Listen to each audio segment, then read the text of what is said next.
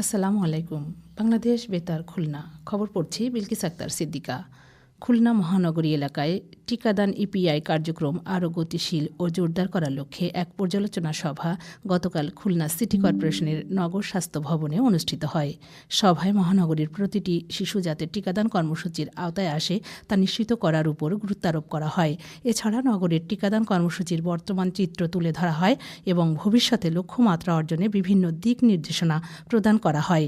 কেসিসির প্রধান নির্বাহী কর্মকর্তা রাজীব আহমেদের সভাপতিত্বে civil surgeon doctor Mahfuza Khanam সহ বিভাগীয় স্বাস্থ্য দপ্তর, ইউনিসেফ ও বিশ্ব স্বাস্থ্য সংস্থার প্রতিনিধিগণ এ সময় উপস্থিত ছিলেন।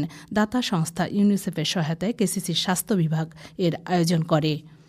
ইউরোপীয় ইউনিয়ন নির্বাচন পর্যবেক্ষণ মিশনের সদস্যদের সাথে ঝিনাইদহ জেলা পুলিশের এক মতবিনিময় সভা গতকাল পুলিশ সুপারের সম্মেলন কক্ষে অনুষ্ঠিত হয়। এ সময় নির্বাচন সংশ্লিষ্ট বিভিন্ন বিষয়ে আলোচনা এবং পাওয়ার পয়েন্ট প্রেজেন্টেশন উপস্থাপনার মাধ্যমে জেলা পুলিশ নির্বাচন সংক্রান্ত বিভিন্ন কার্যক্রমের বিষয়ে তাদেরকে অবহিত করেন। পুলিশ সুপার মোহাম্মদ মাহফুজ আফজাল, অতিরিক্ত পুলিশ সুপার মোহাম্মদ মোশফেকুর রহমান ও মোহাম্মদ মাহফুজ হোসেন সহ পুলিশের ঊর্ধ্বতন কর্মকর্তাগণ এ সময় উপস্থিত ছিলেন।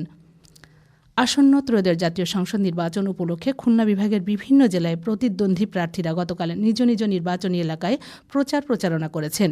এরই অংশ হিসেবে খুলনা ২ আসনে বিএনপি মনোনীত প্রার্থী নজরুল ইসলাম মঞ্জু গতকাল নগরীর ২৭ নম্বর ওয়ার্ডের মিস্ত্রিপাড়া বাজার এবং ২১ নম্বর ওয়ার্ডের Jabbar market, railway market, Nannu super market, Moshiur Rahman market সহ বিভিন্ন এলাকায় গণসংযোগ ও লিফলেট বিতরণ করেন। একই আসনের জামায়াত মনোনীত প্রার্থী অ্যাডভোকেট শেখ জাহাঙ্গীর হোসেন হেলাল গতকাল ২১ ওয়ার্ডের বিভিন্ন স্থানে গণসংযোগ ও উঠান বৈঠক করেন। খুলনা ৩ আসনের জামায়াত মনোনীত প্রার্থী অধ্যাপক মাহফুজুর রহমান গতকাল খালিশপুর থানার ১৩ নম্বর ওয়ার্ডের আলমনগর বাজার, নুরানিয়া মসজিদ এলাকা, নিউজ প্রিন্ট, হার্ডবোর্ড, প্লাটিনাম ও রেল লাইন সহ বিভিন্ন স্থানে গণসংযোগ করেন। সাতক্ষীরা ১ আসনের বিএনপি মনোনীত প্রার্থী হাবিবুল ইসলাম হাবিব গতকাল কলারোয়া উপজেলার চন্দনপুর এলাকায় জনসভা করেন। একই আসনে জামায়াত মনোনীত প্রার্থী অধ্যক্ষ ইজ্জতুল্লাহ তালা উপজেলার খলিলনগর ইউনিয়নে গণসংযোগ করেন। সাতক্ষীরা ২ আসনে বিএনপি মনোনীত প্রার্থী আব্দুর রউফ গতকাল শিবপুর এলাকায় গণসংযোগ করেন। একই আসনে জামায়াত মনোনীত প্রার্থী মুহাদ্দিস আব্দুল খালেক সাতক্ষীরা সদর উপজেলার কুশখালী ইউনিয়নে গণসংযোগ করেন। আসন্ন ত্রয়োদশ জাতীয় সংসদ নির্বাচন ও গণভোটকে সামনে রেখে সাতক্ষীরা জেলায় তৃণমূল পর্যায়ে সচেতনতা বাড়াতে চলছে নানা প্রচারণা। এবারে এর উপর শুনুন আমাদের জেলা সংবাদদাতার পাঠানো একটি প্রতিবেদন। ত্রয়োদশ জাতীয় সংসদ নির্বাচন ও গণভোটকে সুষ্ঠু ও শান্তিপূর্ণ করতে সাতক্ষীরা জেলায় ব্যাপক প্রস্তুতি চলছে। বিশেষ করে গণভোটে জনসাধারণকে উদ্বুদ্ধ করতে ডিসেম্বর মাসের শেষ সপ্তাহ থেকে শুরু হয়েছে ভ্রাম্যমাণ ভোটার গাড়ির কার্যক্রম। এছাড়া জাতীয় সংসদ নির্বাচন ও গণভোটের বিষয়ে সরকারের বার্তা পৌঁছে দিতে প্রান্তিক পর্যায়ে সড়ক প্রচার, উঠান বৈঠক, লিফলেট বিতরণ সহ বিভিন্ন কার্যক্রম গ্রহণ করেছে জেলা তথ্য অফিস। এ বিষয়ে জেলা তথ্য অফিসার জাহরুল ইসলাম বলেন, এই গণভোট এবং জাতীয় সংসদ নির্বাচন উপলক্ষে সরকারের বার্তা পৌঁছে দেওয়ার জন্য জেলা তথ্য অফিস নানাবিধ কার্যক্রম গ্রহণ করেছে। এই নানাবিধ কার্যক্রমের মধ্যে প্রান্তিক পর্যায়ে সড়ক প্রচার, উঠান বৈঠক, বিভিন্ন সমাবেশ, লিফলেট বিতরণ, তাছাড়া আরও অনেক কর্মসূচি গ্রহণ করেছে। জুলাইকে ধারণ করতে হলে গণভোটে অংশগ্রহণের অনুরোধ জানান জুলাই যোদ্ধারা। গণভোট এমন একটা প্রক্রিয়া যেখানে আর কোনো সরকার ফেসিবাদ হয়ে উঠতে পারবে না এবং সে চাইলেও তার ইচ্ছা মতন মন অনুযায়ী সে সংসদে নতুন আইন পাশ করতে পারবে না এবং সে তার আমাদের যে সংবিধান সেটা সে নতুনভাবে কোনো কিছু ঢুকাইতে পারবে না। সংযোজন অথবা বিয়োজনের ক্ষেত্রে অবশ্যই তখন আবার গণভোট প্রয়োজন হবে। এই জন্য দেখেন, জুলাই ছিল আমাদের সবার, সকলের অংশগ্রহণের সাথে আমাদের জুলাই জড়িত। এখন এই জুলাইয়ের আলটিমেটলি আমরা যে আদর্শ, এটা যদি আমরা ইন দ্য লং রান আমরা যদি স্থায়ীভাবে দেখতে চাই, এটা আমাদের একটা অস্তিত্বর। জুলাই যে ধারণ করবে তাকে গণভোটে অবশ্যই অংশগ্রহণ করতে বলবো আমরা। জুলাই সনদকে সাংবিধানিকভাবে স্বীকৃতি পেতে গণভোটের আয়োজন বলে জানালেন জেলা প্রশাসক আফরোজা আক্তার।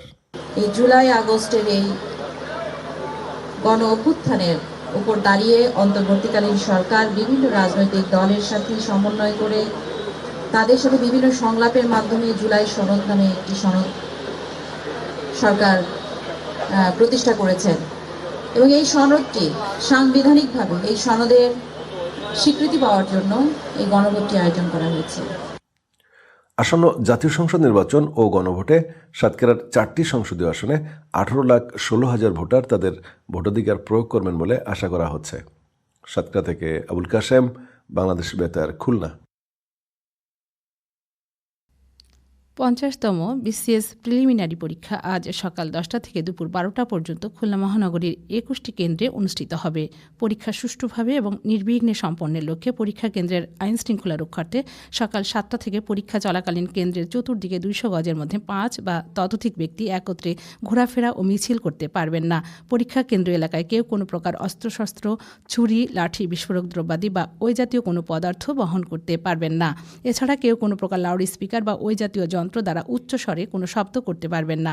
এই আইন অমান্যকারীদের বিরুদ্ধে আইনানুগ ব্যবস্থা গ্রহণ করা হবে।